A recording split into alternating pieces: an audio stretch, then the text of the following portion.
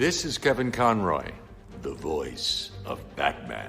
And you're listening to the DCAU Review, hosted by Cal and Liam, streaming at DCAUreview.com and on your favorite podcast app.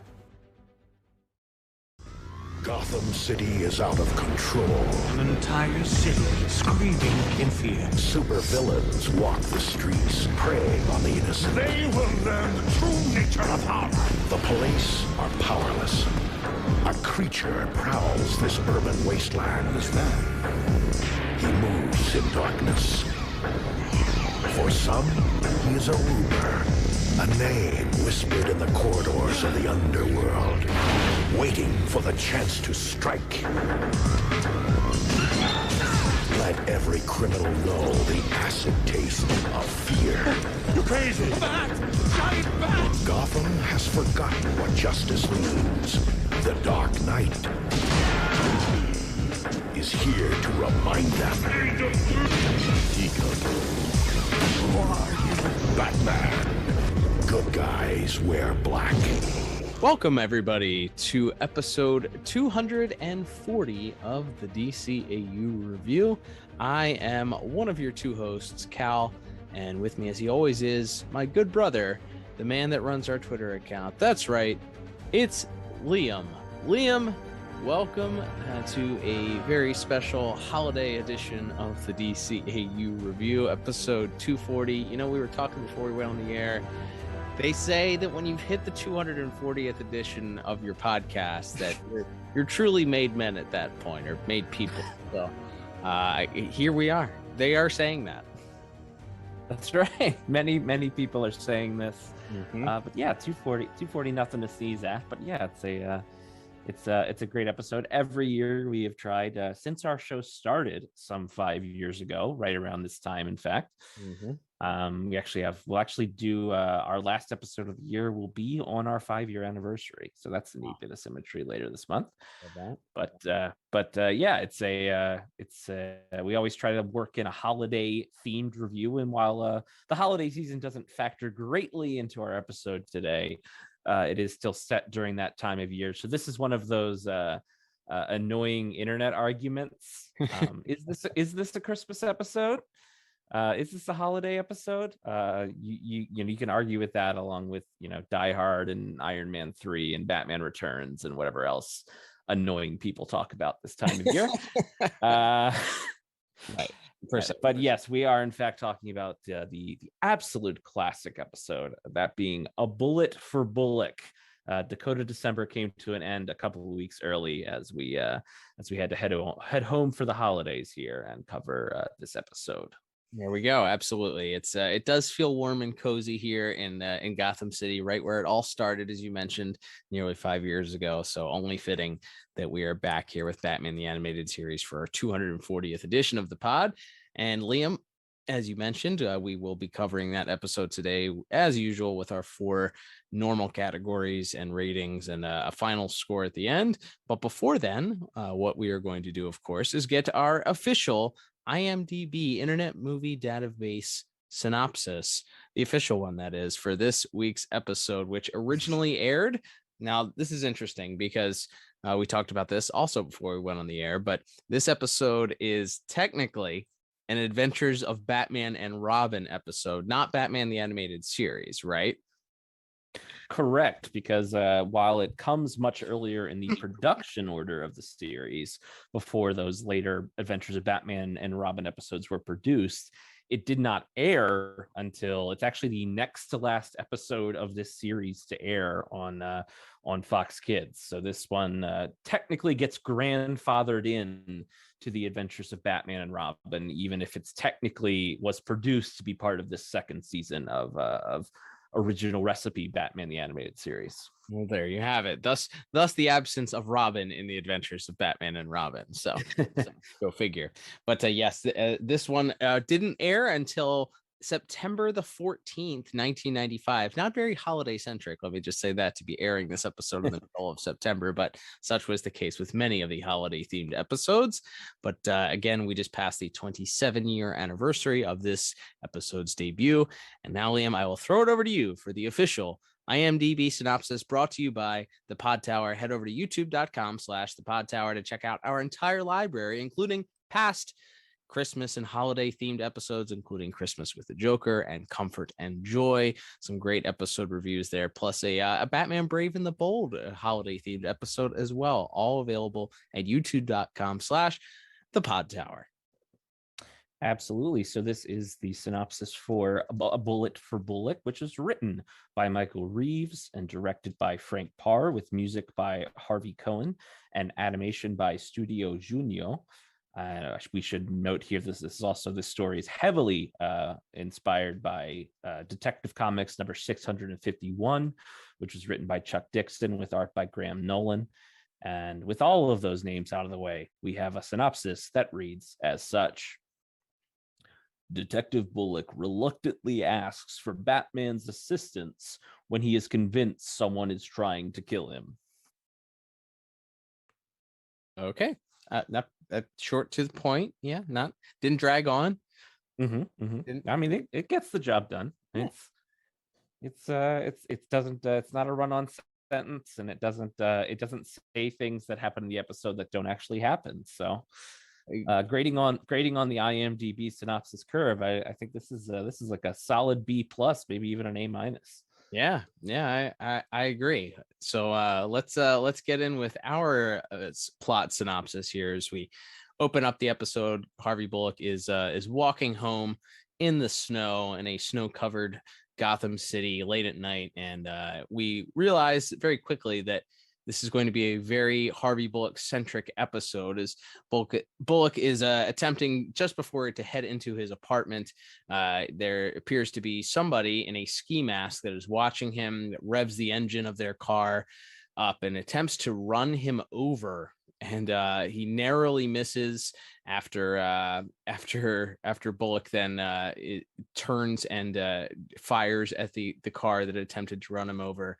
But the driver escapes, and Bullock is sort of left there concerned just as what is going on.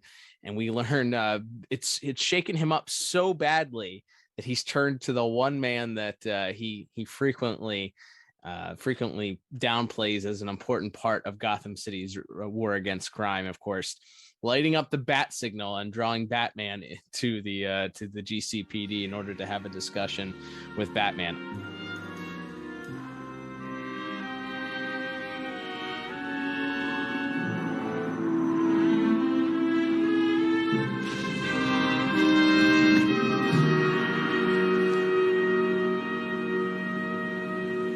Commissioner? Nope. Me. I got a problem. And you want my help?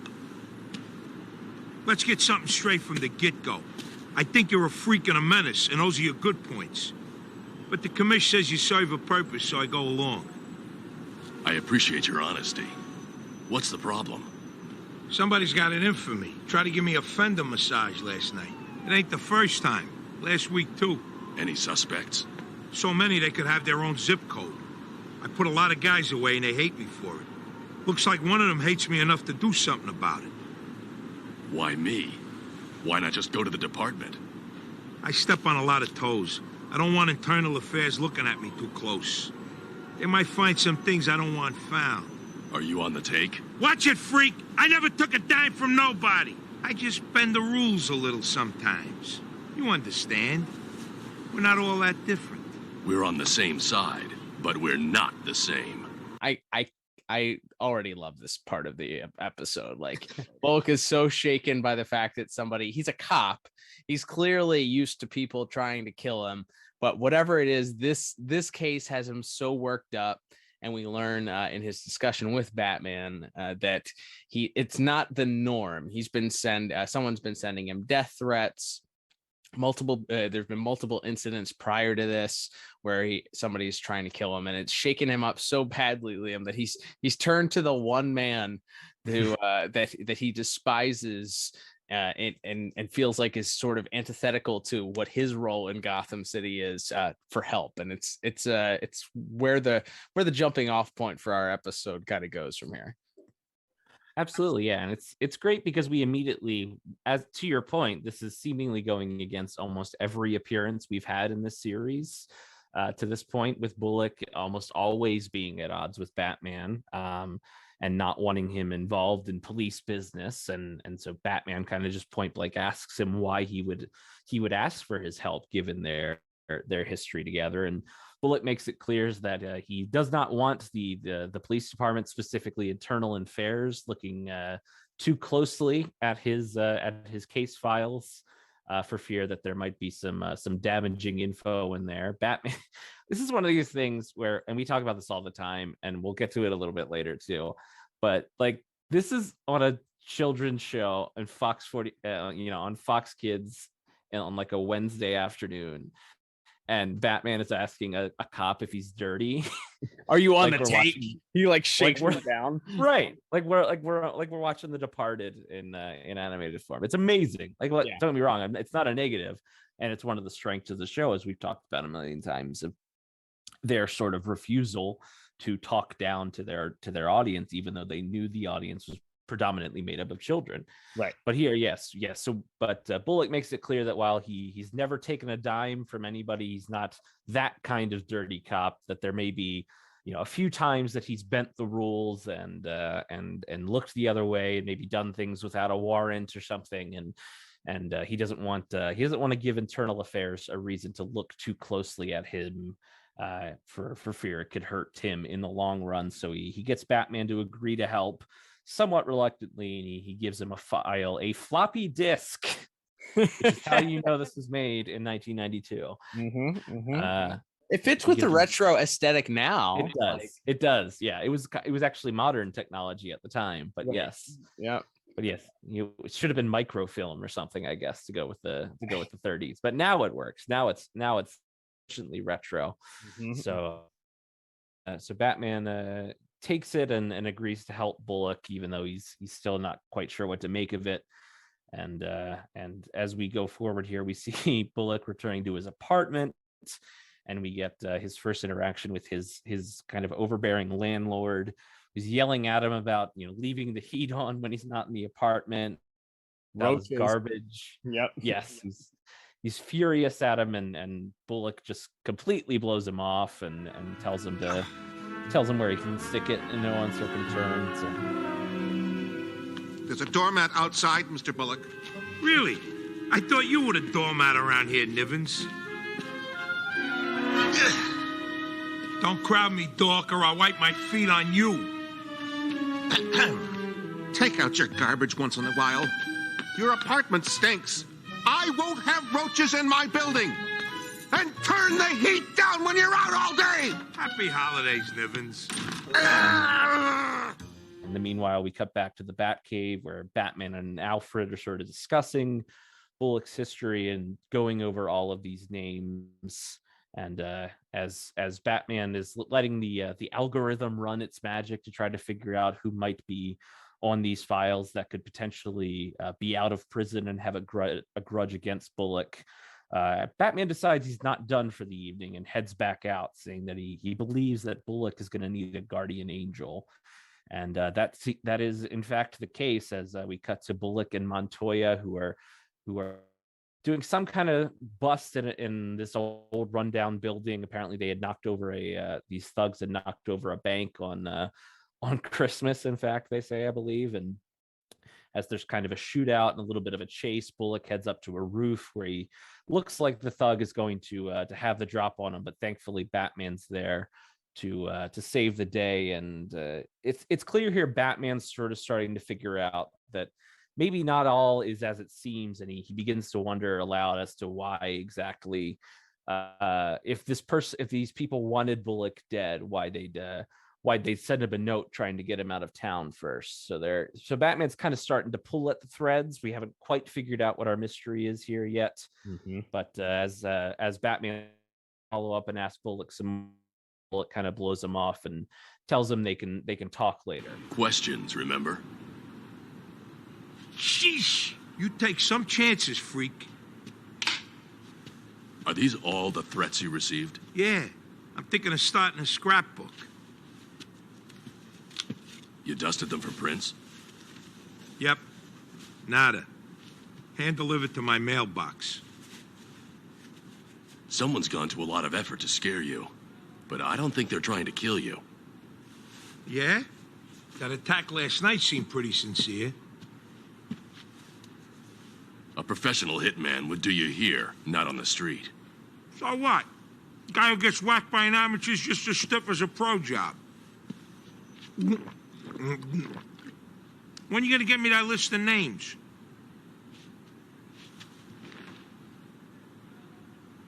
I wonder how Gordon puts up with this. Yeah, that's right. So after Batman rescues and saves Bullock from nearly getting killed, and Bullock not being very grateful at all with Batman continuing to stick his nose in police business, as he says, they decide to meet up again later, as you mentioned, and Batman shows up at Bullock's apartment, nearly scaring Bullock half to death.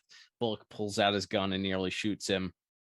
And this is where Batman is sort of reading over these death threats that Bullock has received. And that's where he begins to sort of guess that maybe this isn't somebody that Bullock has encountered in his past.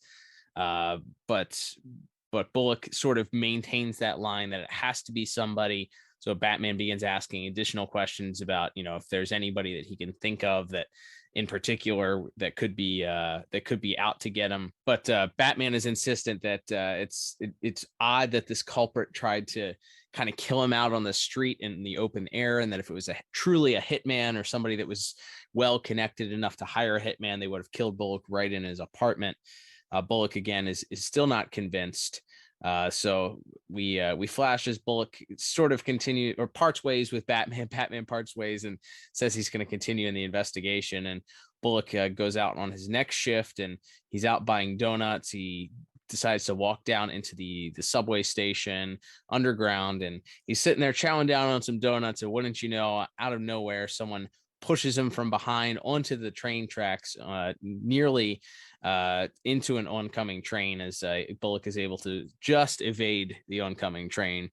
But and as he gets up off of the tracks and back onto the platform, of course, the person that shoved him is no longer there. So Bullock is clearly at this point very disturbed by this, as they cut to his hands sitting at his desk and he's shaking, and Montoya happens to notice that he's a little shaken up and asking him if he would be willing to share what's going on, and Bullock sort of plays it off and shoos her away and says that he doesn't have any plans for he doesn't have any plans for New Year's, because he's doing the same thing that he did on Christmas. That's where we learn where this takes place in the timeline. So there you go. He's doing laundry for New Year's, just like he did for Christmas. So I guess that answers the question. What are you doing on New Year's Eve? Right. That's right. So we get that, and as they sort of go their separate ways, Batman comes into the room, as you mentioned, and lets Bullock know this Vincent Starkey is apparently someone who Bullock took down. He was kind of a high-ranking mob boss that Bullock had taken down. So Batman goes out to hit the streets to look for some information, while Bullock takes a different route. And that brings us to maybe my favorite of the whole, which is he ends up going, we cut to Bullock going to see Summer Gleason at the news studios, presumably. And it's clear, and this is just another fun little weird wrinkle that I think makes the world feel a little more lived in, which is there's clearly like a ton of history between Bullock and Gleason of him sort of leaning on her and maybe pressuring her to give up sources for various stories she's done, and she's clearly just sick of it. And I mean, I guess really the theme of it is that everybody hates Bullock in this episode, and he's mostly a bad person. Right. Like, that's kind of the theme of the episode. But we see him again, begging Summer Gleason to help, and at first she's very reluctant to, but finally she tells him that if he can give her an hour, she'll try to come up with something for him.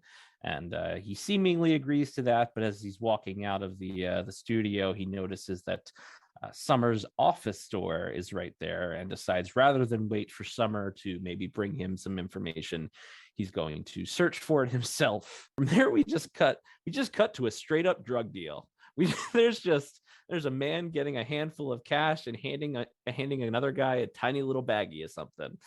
And the drug dealer doesn't get a name, but he is sufficiently sinister. Certainly, we'll talk more about that in visuals, perhaps. But Batman swoops the dealer and swings him up to a building and begins to threaten him and ask about Vinny the Shark, who the dealer initially kind of tries to pretend he doesn't know who that is, or doesn't work for him anymore. But Batman gets a little creative with his interrogation by not just almost dropping him off of a building and catching him with the grapple at the last, but also as he's hanging a couple of inches from the ground, here comes a giant semi truck flying towards him. So after that little bit of gentle persuasion, Batman goes back for round 2 of interrogation of this guy, and we cut back to Summer Gleason's office, and there's just papers everywhere as Bullock has just torn her office apart looking for info.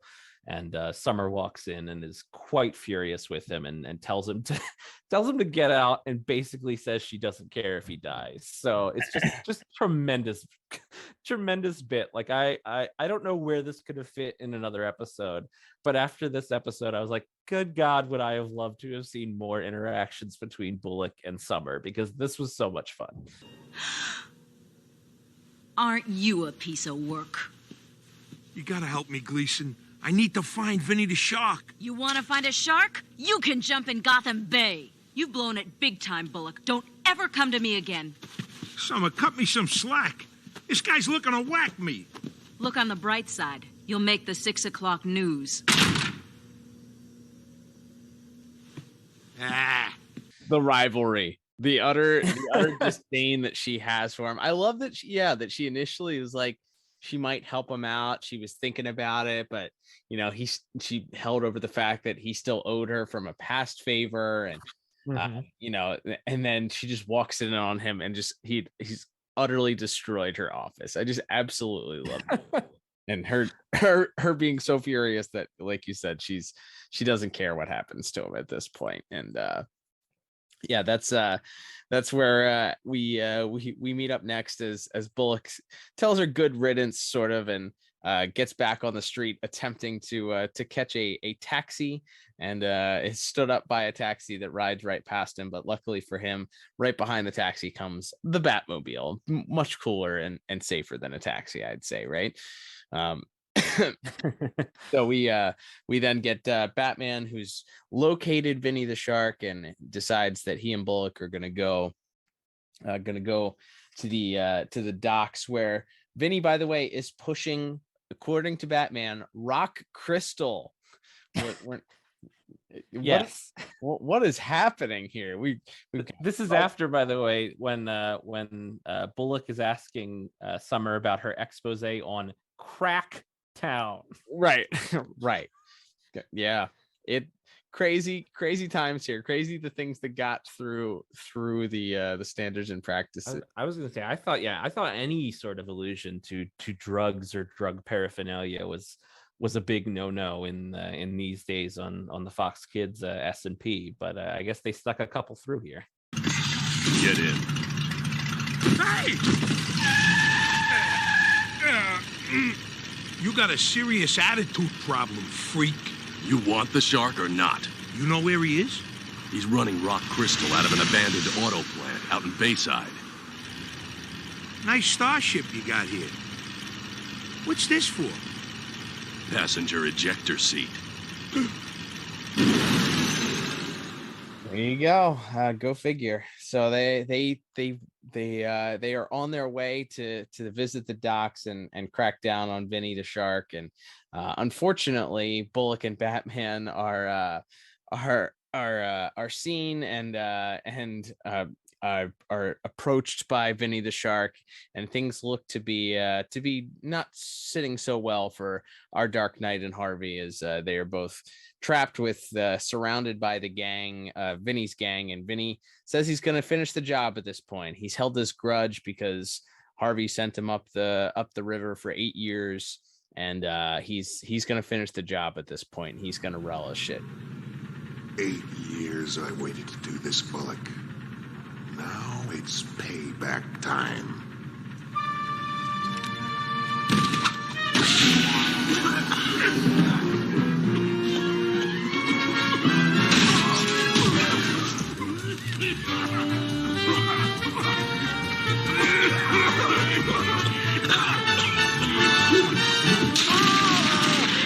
Of course, just before the thugs are able to wipe out the Dark Knight, he deploys some tear gas, which begins choking and coughing and incapacitating the gang, as both Bullock and Batman take down the gang one by one, and that leaves Vinny the Shark to attempt to get away.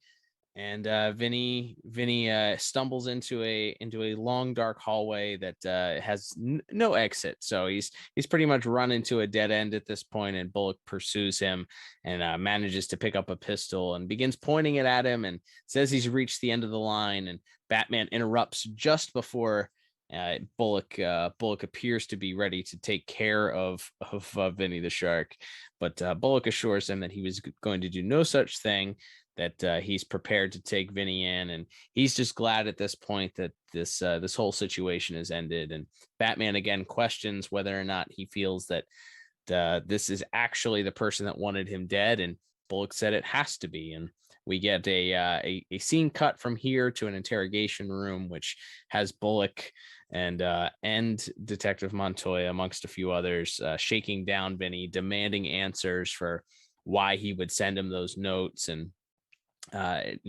begging him to pretty much confess and admit that he was the one behind the whole thing. And Vinny does not give in. It continues to claim ignorance and not know what Bullock is speaking of. And even as Bullock grabs him by the lapels and begins shaking him, he insists that he doesn't have a clue what he's talking about and he needs to get lost. Okay, Vinny. They say confession's good for the soul. You want to tell me why you sent me those letters? You've taken one too many shots to the head, Bullock. What letters? Listen, scumface, I don't feel like playing games. I got a pile of paperwork and internal affairs is all over me like a cheap suit, so spill it! What are you gonna do? Send me to jail? I'm telling you, I don't know what you're talking about! Get him out of here. It's just gotta be him, Montoya. There ain't nobody else. We have a final shot of Bullock kind of walking back down the street as he's headed into his apartment. And just as he's walking up the steps to his apartment, wouldn't you know it, the man in the ski mask that we saw in the very first scene has Bullock pretty much dead to rights. He pulls out a gun on him and threatens him, and he tells him he tried to get him to leave town, but he wouldn't listen. But he has no choice at this point, and he's just as he's about to pull the trigger, and we were about to see the end of one Harvey Bullock. Thankfully, Batman swoops in, knocking down this masked man, and as he unmasks him, we see that it is in fact, spoiler alert for a nearly 30-year-old episode here, it is in fact Harvey Bullock's landlord, Nivens, who we saw in the very first couple of scenes that Harvey was sort of dressing down verbally there. So he admits that he's frustrated. He hates Harvey as a tenant and was just tired of him being a tenant in his apartment. He wanted to get him out. Nivens? Why wouldn't you move? Why wouldn't you get out? You and your late hours and your filthy habits. Do you have any idea what your apartment's worth these days? You wanted my apartment? You mean all this was about rent control? No. I wanted you gone. You're not a tenant. You're a pestilence. You insult me. You treat me like dirt. No jury in the world would have convicted me. They wouldn't have convicted me. Somebody like Vinny wants to pop me. That's no surprise. This. You know, it's funny. I was thinking of moving anyway. Neighborhood's really been going downhill lately. Look, I guess I owe you for this. Forget it, Bullock. You've got enough problems.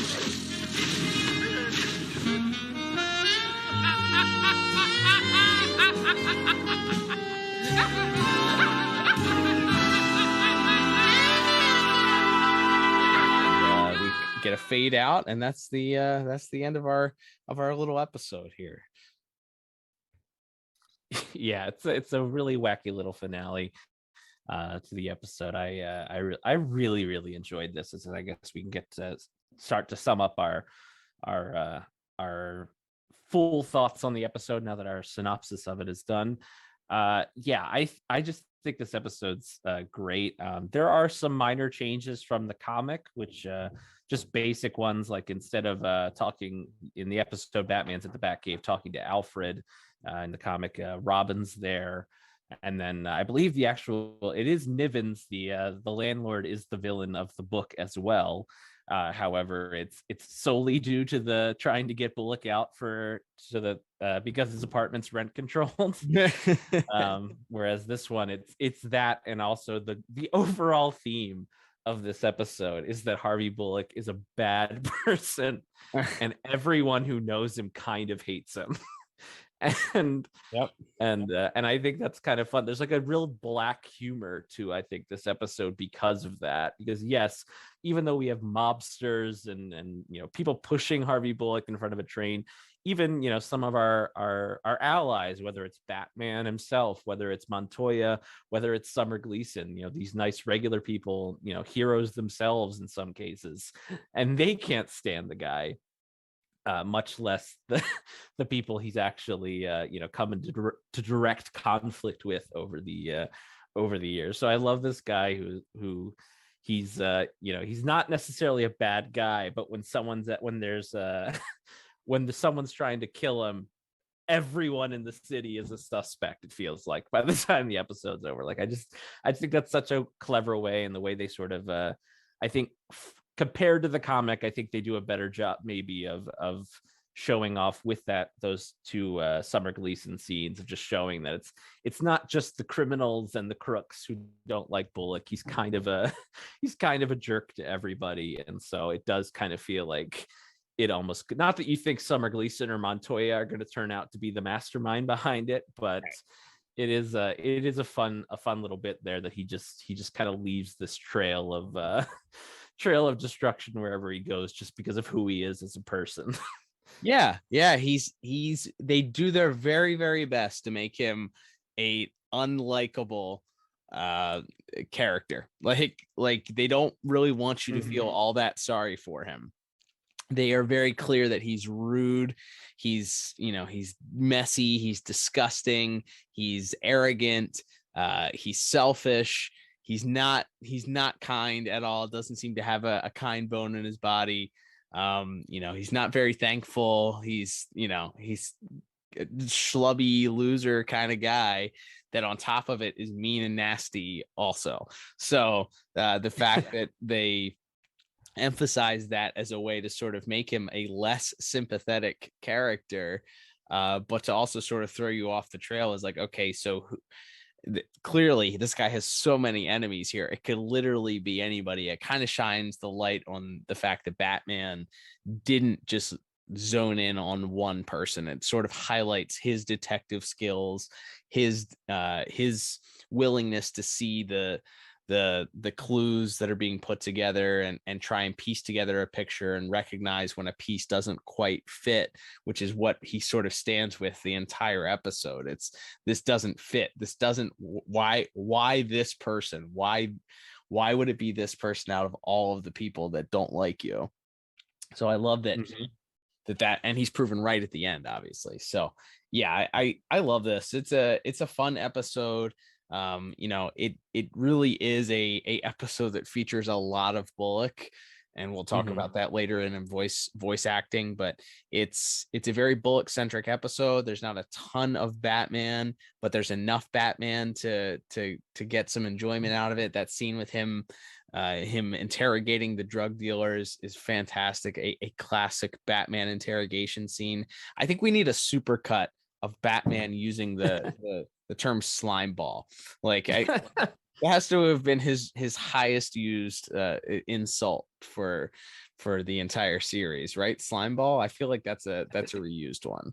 I think so. There's definitely like there's like variations on that. Slime ball, scum bucket is one that sticks out in my head. Yeah, there's definitely a recurring one there. So I love the way the plot's laid out with Batman kind of slowly piecing it together even better than Bullock has. And I just think it's fantastic. The one thing I would say I would give the comic credit for is that, and because this is such a and we'll talk about this again in voice acting and certainly in the music in a few moments here, it's such a, they're leaning so hard into the noir detective side of this. Mm-hmm. Of Bullock being the gumshoe walking the beat and he's out on the streets and it's a dirty city, but somebody's got to live in it type of vibe to this. Mm-hmm. That I kind of wish they had done like a voiceover narration with Bullock. Yeah, that would have been comic, which the comic has, and that was kind of that's a very, very small nitpick, but it is something that I think maybe would have really put this into overdrive as far as leaning into that detective noir story. But yeah, overall, I still think it's fantastic and just a great deal of fun. And I ended up selling on a 9 out of 10 for my plot score. Yeah, I gave it the same exact score. It's fantastic. I'm with you. We saw that sort of plot device used for the late Mr. Kent.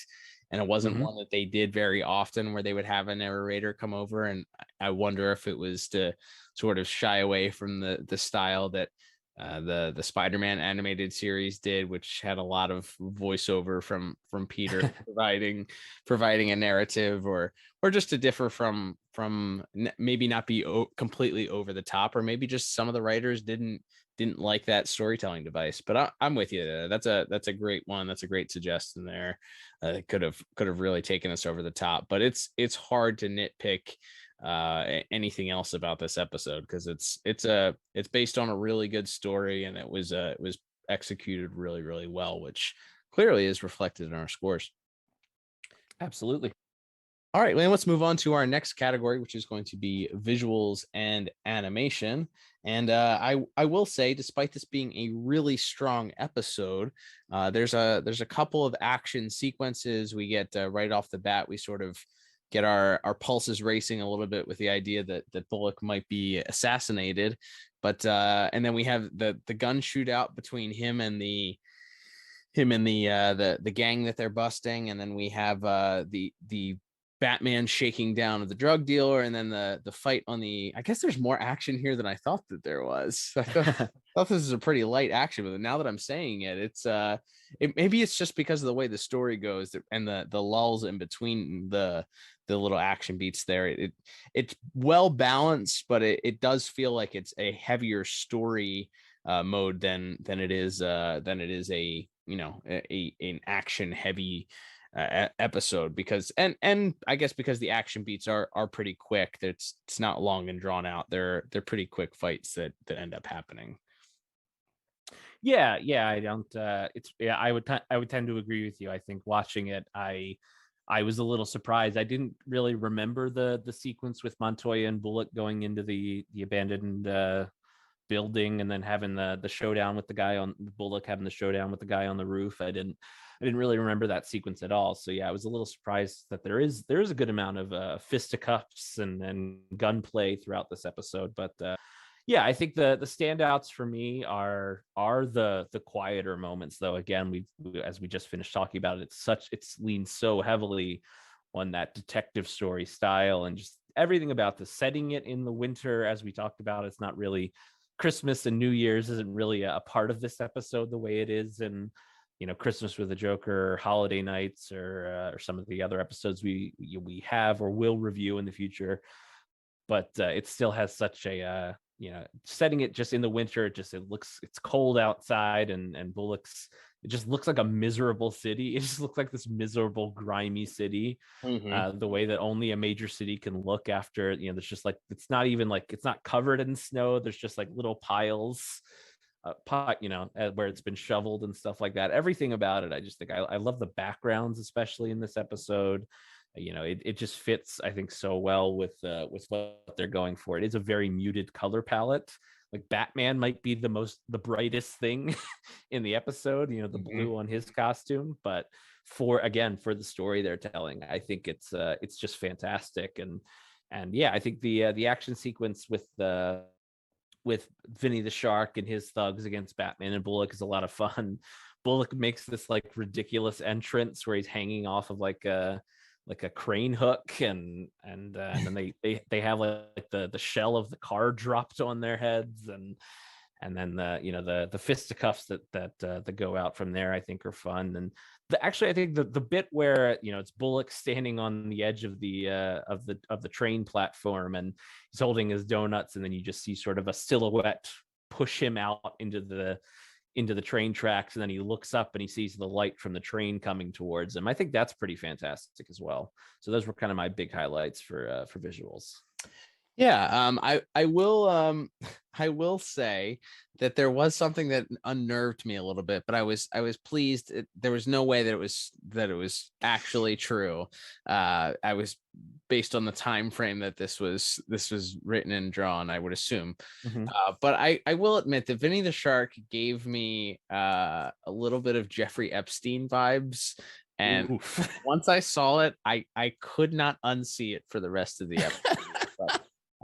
Incidentally, Vinny the Shark was actually apparently based on an actual famous actor by the name of Lee Marvin, an Academy Award-winning Best Actor, Lee Marvin, who won an Academy Award back in 1965, according to his Wikipedia page, for a movie with Jane Fonda called Cat Bayou. So go figure. But he was maybe most famous in a movie called The Dirty Dozen, of course, or he did a lot of westerns, it looks like, and some other films in the 50s, 60s, and 70s. But that apparently is who his look was based on. But it was one of those things where if you look at the character, it's like, this guy is clearly based on somebody, and it's just the hair and the big chin and all of that gave me Epstein vibes.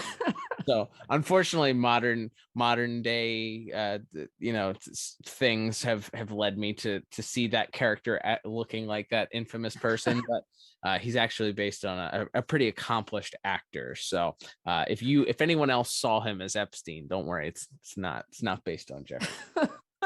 But yes, as far as the rest of the episode, I'd say I love the snow setting. I love the wintry cold. I also just noticed that a lot of the episode takes place on the actual streets of Gotham, so we get it truly felt a little bit like New York City at Christmas time. You see Bullock coming out of the donut shop and going down into the subway tunnel. It was very much a New York-esque feel to me for the way that they sort of captured the essence of that in the artwork this week. But yeah, it's definitely a very dark episode, especially coming off of reviewing Static the last couple weeks, and even some of the more recent Batman the Animated Series episodes that we've reviewed. This is definitely a darker palette. Completely seems to take place completely at nighttime, and we have lots of dark, shadowy places, and Bullock's apartment is even dark, and so we get a lot of that. But I love some of the trick visuals that they did. I love the idea when he opens the door the first time, it looks like there's somebody standing there with a gun, but the light comes on and it's just a pile of roaches scattering across the wall. I loved that. I loved the next scene that we get in Bullock's apartment, where he comes in and again is spooked by a shadow, and we get this point, this long range of him sticking his pistol aiming it at what he assumes is somebody trying to kill him, but is in fact Batman. We get a real long shot of him holding the revolver there. I liked that. I liked the when they dropped the car on them in the final scene there. We get Bullock there sort of sitting in the driver's seat and Batman sitting next to him, and Batman is completely in shadow. You only see the white lenses of the eyes, but Bullock is completely in the light there. I loved that. And yeah, I think visually, while the action doesn't seem to to last too long. It isn't the main focus of the episode. I do enjoy that final fight as Batman sort of takes out the gang with the tear gas and slipping on his gas mask before he sort of takes them out one by one. A pretty fun visual and a nice little fun scene there, but it's not heavy enough on the action for me to really say this was an outstanding visual episode. I didn't think there was anything that blew me away visually as far as sequences were concerned. So I ended up with a solid, but not top 7 out of 10. What about you? Yeah, actually, I went just 1 point higher at 8 out of 10. So this is a, as mentioned, a Frank Parr directed episode. And Studio Junio is responsible for the animation. They only had done a few other episodes, including, unfortunately, The Underdwellers, Dollar in the Jar. But it's an interesting style because nobody's really, I would say, off model. I think the Bullock model is a little bit inconsistent in it. Batman's pretty much on model, or at least he's consistent in the episodes, so it didn't bother me as much. Everybody's just a little bit. I thought the Vinny the Shark, and it's hard to say because it's a character that only appears in 2 scenes of the entire DCAU here, but I feel like his head shape changed a few times in that fight scene, so I could nitpick some things as far as the animation goes. With obviously a studio they didn't use very often, it's not exactly fair perhaps to expect the A game you might get from a TMS episode, but overall, yeah, I think very strong visuals overall. The action is fun and well paced, and then again, the from the background artists and the colorists and everybody who worked on this, I just think it's just every part of this, as we'll get to, helps tell this gritty detective drama that they're going for here. So yeah, the visuals were a big part of that. Yeah, really captures the essence and does a great job of adding to the atmosphere of the episode. Totally agree with you on that one. All right, Liam, let's move on to our next category, which of course is going to be music, and music this week by Harvey Cohen. I believe you mentioned a Cohen composition here. So we mentioned it last week, but this episode won an outstanding Emmy Award an Emmy Award for outstanding music direction and composition, specifically here. So, man, I think we can just give our scores now, right? But right off the bat, as you mentioned, we're set in this old timey gritty detective story, and what rings truer than some jazz with some hi-hat and some horns, and we get some flute played in there too. But it's very jazz sounding, sort of that 50s cop show. Noir sounding, you almost expect this episode to be in black and white based on, but just the facts, nothing but the facts, if you want to go old school there. It's like it's the atmosphere is set perfectly with that with the music style, and that is consistent throughout the entire episode. We do get some breaks here and there. We get a little bit more traditional orchestral themes with the deeper sounding horns, but it's a lot of saxophone, it's a lot of hi-hat, it's a lot of flute, it's a lot of the more jazzy instruments, the bass, the stand-up bass. You get a nice little bass beat coming through there also. So we even get like a very jazzy version of the Batman theme, the Shirley Walker Batman plays, which I was absolutely over the moon about. But yeah, I felt like, based on,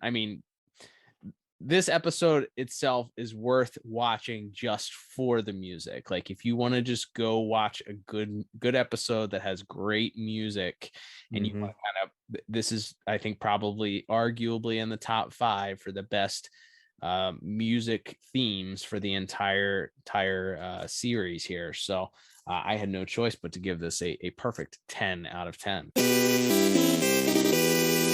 Yeah, and I gave it the exact same score, not surprisingly. It's funny because throughout the episode, they're bringing in the saxophone and flute, and really from the opening title card, the theme kicks in, and it was like, of course, that's because you're one of those ones when you see that, wow, there's so many great soundtracks. What made this one so special? And it's so unique. There's no other episode in the whole, Batman the Animated Series catalog and the whole DCAU catalog that's quite like this one. And the fact that, of course, they had an actual live orchestra playing the soundtrack is a big part of that too, I'm sure. But yeah, to me, it's like as much fun as that is, the notes you mentioned, like that we get the Batman theme all jazzed up at one point, and then when that second fight, the Vinny the Shark fight happens in the car warehouse or whatever, and it's just like, oh man, the drums start running so fast and the tempo picks up, and you get the big horns, the brass section just kicks into overdrive, and you get that really great big band fight music. It's fantastic. It's like nothing that I think we've ever covered on this show. As many cool genre episodes as we've talked about, obviously like The Forgotten comes to mind, and I think The Man Who Killed Batman, there's a lot of like organ in that one. Like there's been a lot of great musical episodes. I think we've talked about this before. A future bonus episode will no doubt be probably dedicated just solely to some of our favorite themes and episode soundtracks. But this one really, it just became immediately apparent because of how unique it was, why it would get the nomination. And then the variations on the jazz, it's not just the horns, the way the kind of rapid tempo changes and everything that you would associate with jazz music, especially that era of big band swing jazz music. So tremendous. And it's just a remarkable job by Mr. Cohen there. Yeah. And you know what, the only other one that I can think of that has like that jazzy beat to it is Read My Lips, which but this episode doesn't sound anything like that episode. Like that is a very like classically jazz, like it I don't know how to describe it. It just, that feels more like big band jazz. This has more of the whiny, like, screaming saxophone that you would get in those, in a classic detective story. Like you said, would it be out of place to hear a voiceover from the detective telling the story about what they're experiencing? So I love that it's using maybe a similar style to an episode that also had an incredible soundtrack like that used a more classically jazzed influenced soundtrack, but it's completely its own thing, and it's not even comparable. Like it's not even close. It's its own style, it's its own genre. So it's a case of taking the same or similar instruments and you get a completely different sound and atmosphere created for the episode. So well worth checking this one out. Also checking out if you can track down the Batman the Animated Series soundtrack. Listening to some of these tracks in isolation is good. It might some of the music is on streaming services. I know some of the albums, they're not complete, but you might be able to get some of that on streaming services or check out YouTube. But those are well worth checking out for a full appreciation of Mr. Cohen's work for this episode. Absolutely. All right, Liam, let's bring it home here with our final category of the day, which of course is going to be our voice acting. Not a huge cast this week because we have like a handful of people that are featured for the entire episode here, and two major players are our normal series regulars. But let's talk about some of the other players here and talk about our series regulars on this week's voice cast. Absolutely. So some smaller roles here, but again, I think it really adds to the texture of the episode. We have Leanne Shermer as Montoya once again. She's really only in the one scene, or at least she only gets most of her dialogue in one scene. But again, I just love it's going to be a story about how all of these actors play off Robert Costanza, obviously. But her Leanne Shermer as Montoya, and as mentioned, Marie Devon. This might be the episode where she's gotten the most to do, besides just be on the TV screen and throw out exposition for our episodes most of the time. So seeing her actually get to again just be a character, and us being dropped into the middle of this Bullock Gleason sort of rivalry is so much fun. So I enjoyed both of those, both Miss Shermer and Miss Devon and their minor roles and how they worked off of the Bullock character. Yeah, as I mentioned, Miss Shermer in the one scene where she's trying to like be friendly to Bullock, and he's just being such a dismissive jerk, like not even trying to make small talk with her, and just being sort of dismissive about the holidays. And then Miss Devon, as you mentioned, she has a feature role in the other famous Batman Christmas episode, also in Christmas with the Joker, and then maybe the one episode with is it the episode with a ninja? The second episode, Day of the Samurai. It's Night of the Ninja, actually. Night of the Ninja. Okay. All right. So we have like 3 episodes where she's like really featured here in the ones that we've covered so far. So this is the one where she gets to show the most sort of dynamic version of this character. There's a little more emotion, as you said, not just being completely irritated and fed up with Bullock when she walks in on him in her office, and being completely just over him to the point where she does not wish him well on his way out, even after he might be facing certain death soon. So yeah, both minor parts, but both fun interactions with Mr. Bullock. Absolutely there. And then of course we have Jeffrey Jones playing both Nivens and Vinny the Shark. So he's both of the chief antagonists of this episode. Of course, Mr. Jones has a tremendous, a very prolific career. Things like Hunt for Red October, the TV series Deadwood, using Ferris Bueller's Day Off, just to name a few.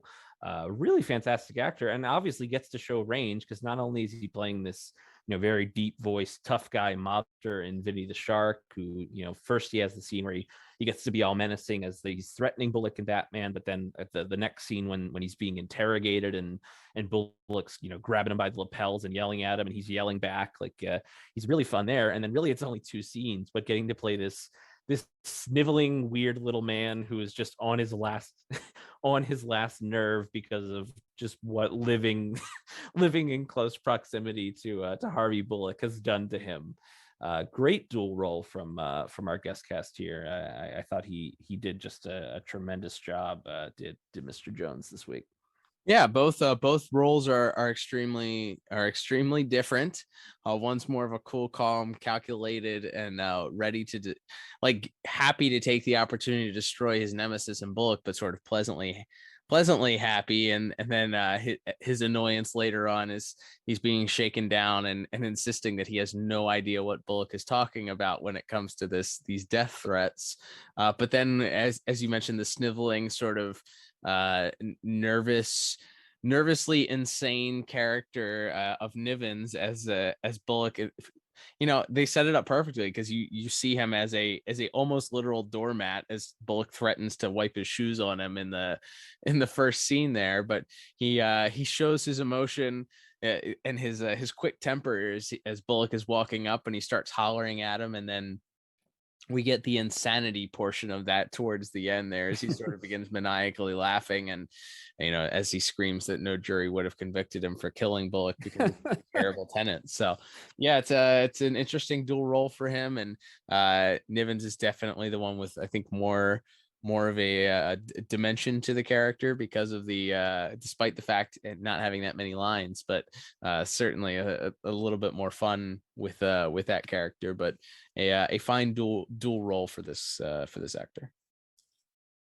Absolutely. And then as mentioned, Cal, really our only other 2 voices to talk about. Well, we have 3. We do have Ephraim Zimbalist Jr. as Alfred, just for one scene, although he does get to take a line that's almost directly lifted from the comic, but he refers to Bullock as looking like an unmade bed. So good. I had that. And so good. Yeah, it's so funny, and top-notch delivery, unsurprisingly, by Mr. Zimbalist there. But yeah, love that little bit there from him. And then of course we have Kevin Conroy's Batman kind of playing a back seat here in a way to what is and not in a bad way necessarily, but it's the Robert Costanza show. It's the Harvey Bullock show, and Mr. Costanza, I think, more than rises to the occasion here. He's there's no, it doesn't feel like a different character. I feel like sometimes when there's a background character suddenly gets a starring role, you have to kind of tweak things a little bit. But again, like so much of this episode is driving home that he's just this slovenly, hard-headed guy who just pisses everyone off that meets him. And you would think then by the end of the episode, you're almost rooting for him to get to get the axe, but no, it's he's so funny in the role at the same time that it ends up working out very well. And him playing off, as said, Miss Devon as Summer Gleason and Miss Shermer as Montoya is fantastic as well as our villains of the piece here. But yeah, Mr. Costanza, not surprisingly, but getting one of his first big starring roles, other than I guess Vendetta, the first Killer Croc episode, is probably the other one where he's gotten the most to do. And yeah, he's fantastic. Perhaps not surprisingly. Yeah, not surprisingly at all. He's been dynamic since the very beginning. Clearly is the voice of this character. It's definitely the voice of this character for me. It's instantly recognizable, instantly. It fits because it's a cartoon, and his voice is very cartoony in the way that he delivers the lines, but it doesn't come across as a Saturday morning cartoon villain, or like, the things that we've said before. It's not over the top to the point where it's eye-rollingly bad. It's dynamic. It creates depth to the character. It's animated, pun intended. It's there's so much to it, and he has so many different scenes here to play off of these various different people. And he's such a large dynamic personality that it makes sense that he kind of interacts with these people that are a little bit the voices are a little bit on the downbeat. They're downplayed, they're smaller, they're not as big, they're not as dynamic, they're not as loud. So him being the loudest person in the room, with the exception of maybe when he goes up against Batman, but even then, Batman's soft, Kevin Conroy's a beautiful, soft, calm Batman voice for the most part, I would say, except for when he's asking him if he's on the take. And then I loved the line where immediately after he asks him if he's on the take, Bullock tries to say that we're not all that different. He understands about bending rules. We're not all that different. And Batman responds very calmly, "We're on the same side, but we're not the same." It's just setting it apart. Batman is our hero. Batman is not a police officer. He doesn't have the same rules to follow that Bullock does. Batman plays within his rules that he's set for his role, but they're not the same person. They're not at all the same here. So unsurprisingly, I think the best parts of the episode are when Mr. Costanzo and the late great Kevin Conroy have these interactions, from the beginning, from that first scene on the roof to the scenes later on in Bullock's apartment, and then even the scene that they have riding in the Batmobile together is quite entertaining and fun. Yes. There's some comedy thrown in there, and then the final scene where we get the reveal and Batman finally gets this thank you from Bullock is really, really good. It's all really strong. It's all really good voice actors doing really good voice acting. It's two of the main characters and the main cast here, including Kevin Conroy with just a tremendous performance. So I felt like based on everybody's performance this week, had no choice but to give it a perfect 10. And once again, we are on the same page, my friend. Yes, I gave it a 10 as well. I don't know how I could not have, given how much we've gushed over everybody's performances. Big fan of when after just being mouthed off to by Bullock, time and time again, not just in this episode but across the whole series, when Batman just grabs him by the lapels, the scruff of his jacket, and just says, "Do you want to live, Bullock?" It's so good. Pay attention.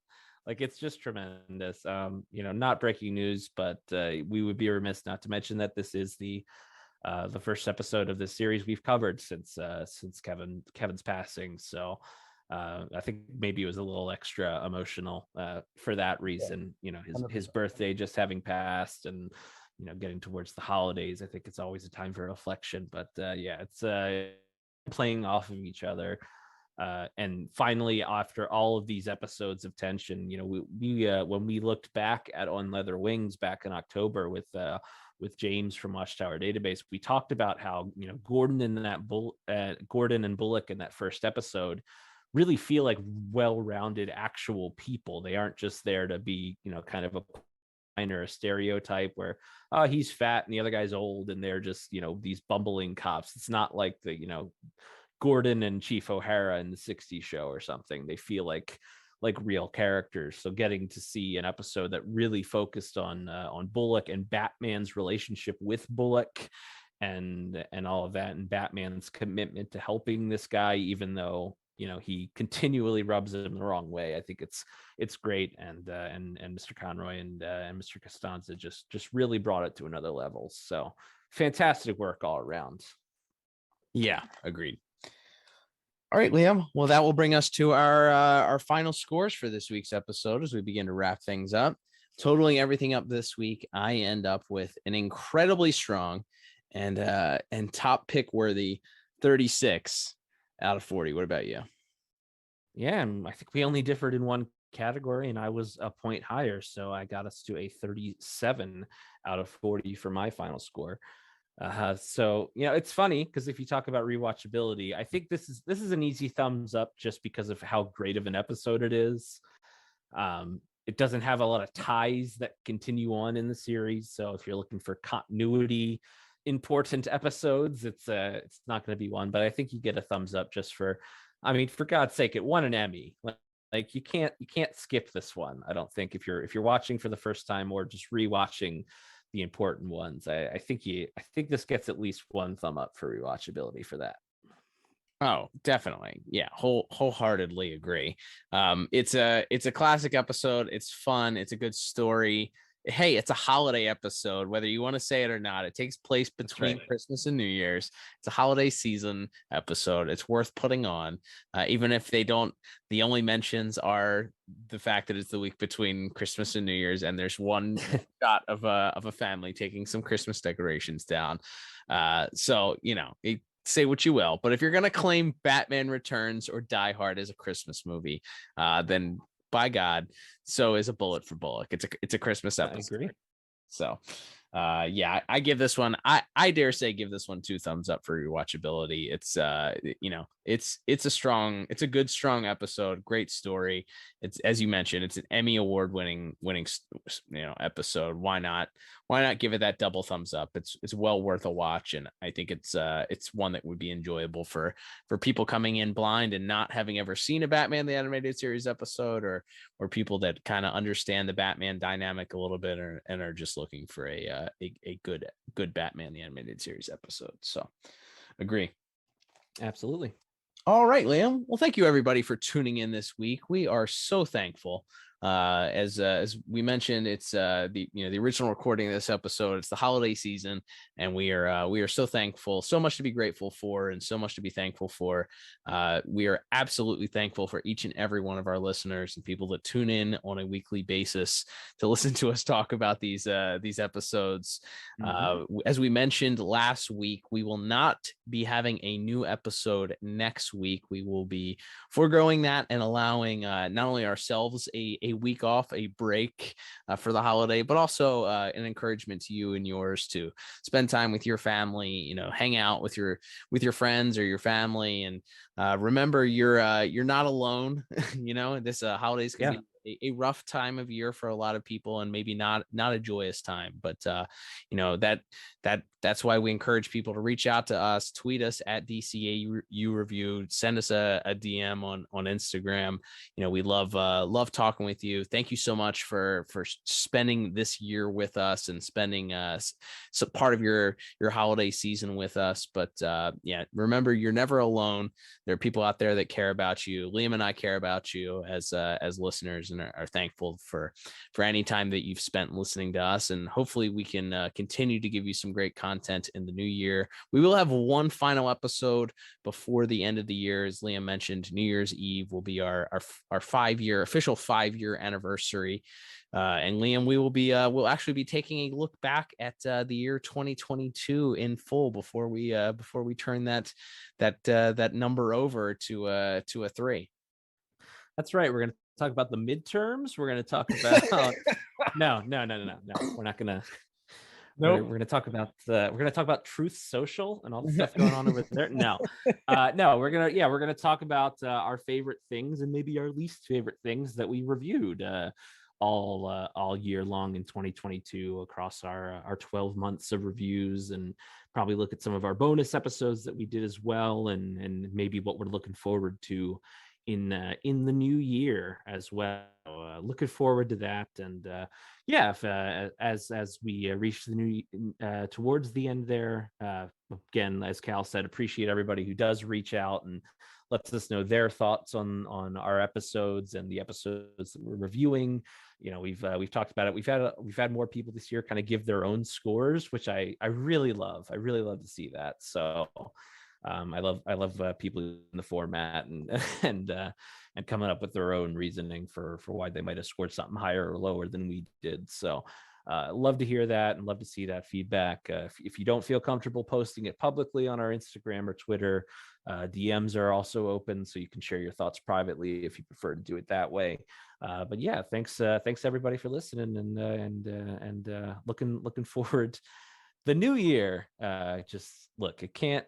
Never mind. I was gonna say it can't get any worse. So I'm not so brave as to make a sweeping declaration like that. But at least we can say I think hopefully the year will be even better for our show, if nothing else. Hey, absolutely. I'm a glass half full kind of guy. The best is yet to come for us and for everybody. So thank you again for tuning in. And hey, you know what?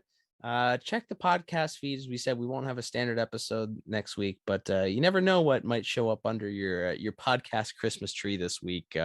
Perhaps a special bonus episode. But if not, we will see you guys on New Year's Eve 2022. Thank you again for tuning in. And don't forget, of course, if you want to support the podcast, you can do so by subscribing to us on your favorite podcast apps. You can also leave a review. That helps us out. That would be a great Christmas or holiday gift for us. A Hanukkah gift for us would be a nice 5-star review. Leave it on your favorite podcast app. If it lets you leave a little blurb about what you like about us, that's another great gift you can leave us. You can also support the podcast directly, as several very lovely, generous people do via the link on our Anchor.fm podcast. You can also subscribe to us, of course, on the YouTube channel, youtube.com/thepodtower. Thank you, everybody. Hope to see you at the before the new year. And but until then, I'm Cal. And I'm Liam. And we will talk to you on the next episode of the DCAU Review. Bye-bye. Happy holidays.